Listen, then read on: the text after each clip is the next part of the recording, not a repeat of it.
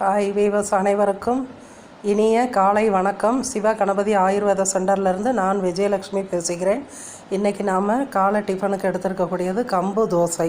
கம்பு பற்றி ஏற்கனவே நான் சொல்லியிருக்கிறேன், இருந்தாலும் லைட்டாக பார்த்துடலாம். நம்ம நார்ச்சத்து மிகவும் நிறைந்தது, ஆன்டி ஆக்சிடென்ட் நிறைந்தது, கொழுப்பை குறைக்கும், அப்புறம் நமக்கு செரிமானத்தை நல்ல ஒரு செரிமான குறைவு இருக்கக்கூடியவங்க இதை நல்லா எடுத்துகிட்டு வரும்போது செரிமானத்தை ஆதரிக்கும். நமக்கு மலச்சிக்கல் இல்லாமல் உடம்புக்கு நல்லா வலு ஏற்றக்கூடியது கம்பு. இன்றைக்கி கம்பில் நம்ம தோசையாக பண்ணியிருக்கிறோம்.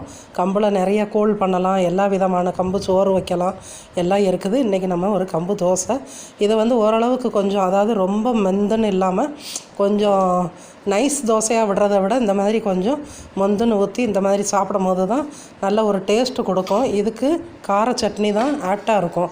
இது கார சட்னி. இதுக்கு வெங்காயம், பூடு, புளி, காஞ்ச மிளகாய், உப்பு இது மட்டும் வச்சு நல்லா அரைச்சிருக்கிறேன். இது வச்சு நம்ம முன்னாடியெல்லாம் இது பேரே ரோஜாப்பூ துவையல்னு சொல்லுவோம். பட் ரோஜாப்பூ கிடையாது, இதில் வைக்கிறதில்ல.